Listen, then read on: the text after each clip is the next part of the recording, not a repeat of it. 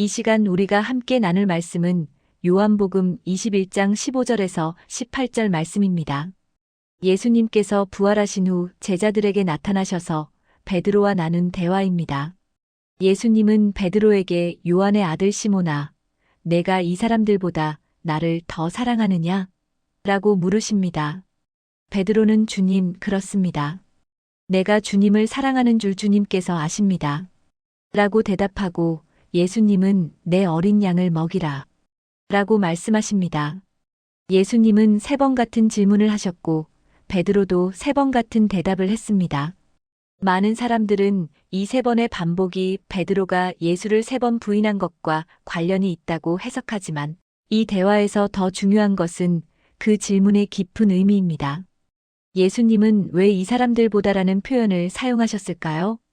여기서 이 사람들이 누구를 가리키는지에 따라 해석이 달라집니다. 첫 번째 해석은 함께 있던 다른 제자들을 가리킨다는 것입니다. 만약 그렇다면 예수님은 제자들 간의 사랑의 크기를 비교하신 것이 됩니다. 하지만 예수님의 가르침은 결코 경쟁을 부추기지 않습니다. 오히려 낮은 자를 세우고 뒤에 있는 자를 앞으로 부르시는 분이십니다. 따라서 이 해석은 예수님의 의도와는 거리가 있습니다. 두 번째 해석은 이 사람들이 아니라 이것들로 읽는 것입니다. 실제로 헬라어 성경의 사본들 중 일부는 그렇게 기록되어 있습니다. 이것들보다 나를 더 사랑하느냐? 라고 하신 것입니다. 그렇다면 여기서 이것들은 무엇을 뜻할까요? 바로 방금 잡은 153마리의 물고기, 다시 말해 풍요와 안정, 과거의 삶을 의미합니다. 예수님께서는 베드로에게 이렇게 묻고 계신 것입니다. 이것들보다 내가 다시 돌아간 그 옛 생활보다 나를 더 사랑하느냐? 풍요와 안정보다 과거의 익숙한 삶보다 나를 더 사랑하느냐고 묻고 계십니다. 이 질문은 단순히 비교가 아니라 포기와 헌신의 문제를 다루고 있는 것입니다. 예수님의 부르심은 언제나 우리를 희생의 자리로 초대하십니다.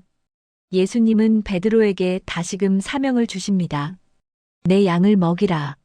주님을 사랑하는 마음이 있다면 그 사랑은 반드시 섬김으로 나타나야 한다는 것입니다.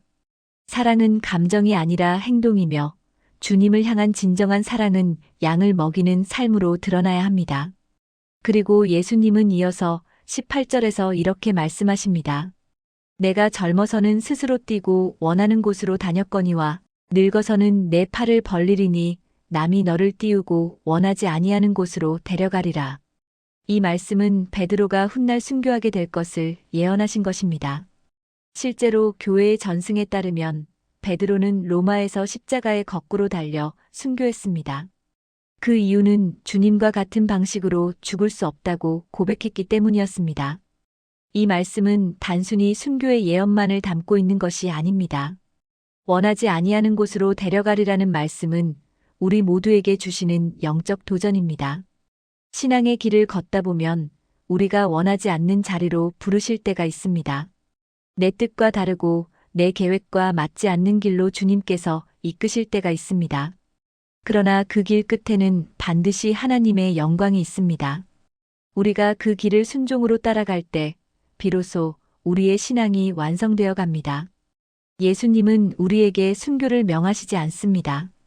그러나 매일의 삶 속에서 나 자신을 부인하고 내 뜻을 죽이고 주님의 뜻을 따르라고 말씀하십니다. 마태복음 16장 24절에서 예수님은 자기를 부인하고 자기 십자가를 지고 나를 따르라고 하셨습니다. 이것이 바로 오늘날의 순교입니다. 내 안의 욕심과 교만, 내 뜻을 내려놓고 주님의 길을 따르는 것이 바로 그리스도인의 완성된 모습입니다. 베드로의 삶은 끊임없는 실패와 회복의 연속이었습니다. 그는 주님을 부인했지만 그 후 회복의 길을 걸었습니다. 예수님은 그를 다시 부르시며 그 실패한 자리에서 새로운 사명을 주셨습니다. 그리고 그 부르심에 순종하여 결국은 자신의 생명을 내어놓기까지 주님을 따랐습니다.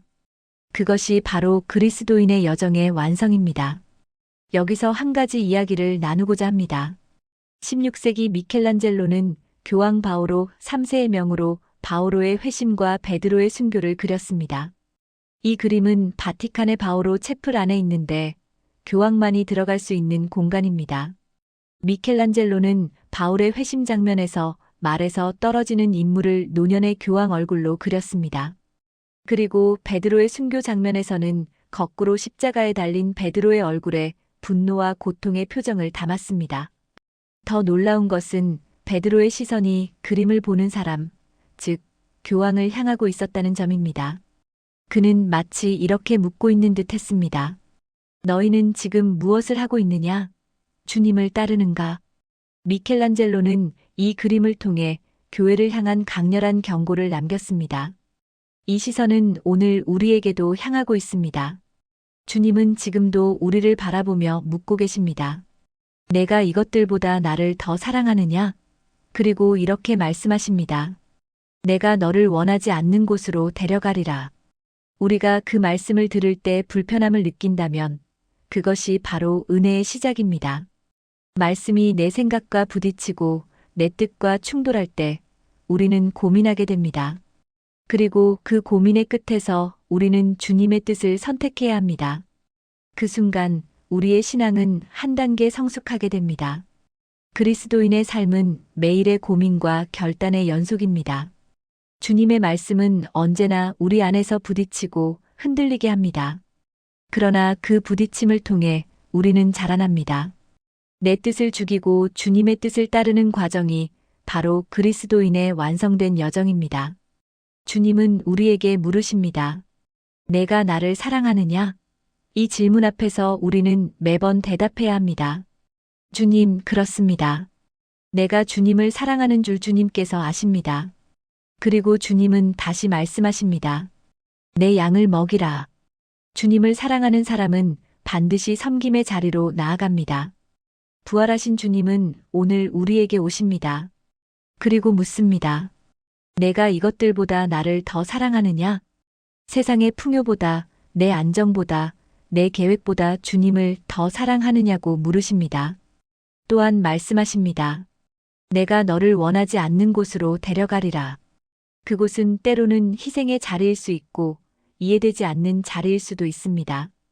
그러나 그 길이야말로 주님이 함께 하시는 길입니다. 사랑하는 여러분, 오늘 부활의 아침에 그 시선이 우리에게 머물기를 바랍니다. 베드로를 바라보셨던 주님의 시선이 미켈란젤로의 그림 속에서 교황을 향했던 그 시선이 오늘 우리를 향하고 있습니다. 그 시선이 불편하게 느껴질지라도 그것이 바로 주님의 부르심입니다. 그 시선을 피하지 말고 마주하십시오. 그리고 그 앞에서 이렇게 고백합시다. 주님, 내가 주님을 사랑합니다. 주님이 원하시는 곳으로 저를 데려가소서. 이 고백이 우리의 신앙을 완성시키는 고백이 될 것입니다. 부활하신 주님을 따라가는 삶, 그것은 결코 쉬운 길이 아닙니다. 그러나 그 길의 끝에는 영광이 있고 생명이 있으며 주님과의 온전한 만남이 기다리고 있습니다. 오늘 우리가 그 길을 다시 걷기로 결단하는 시간이 되기를 바랍니다. 기도하겠습니다. 주님, 부활하셔서 우리에게 오시니 감사합니다. 주님은 우리에게 묻고 계십니다. 내가 이것들보다 나를 더 사랑하느냐? 또 말씀하십니다. 내가 너를 원하지 않는 곳으로 데려가리라. 주님, 우리의 마음이 주님의 말씀에 순종하게 하시고 주님이 원하시는 길을 따라가게 하옵소서. 우리의 뜻을 내려놓고 주님의 십자가를 지고 따르는 믿음을 주옵소서. 부활의 기쁨 속에서 참된 그리스도인의 완성을 이루게 하옵소서. 예수 그리스도의 이름으로 기도드립니다. 아멘. 오늘도 주님의 길을 따라가시길 바랍니다. 구독과 좋아요는 저에게 은은한 위로가 됩니다.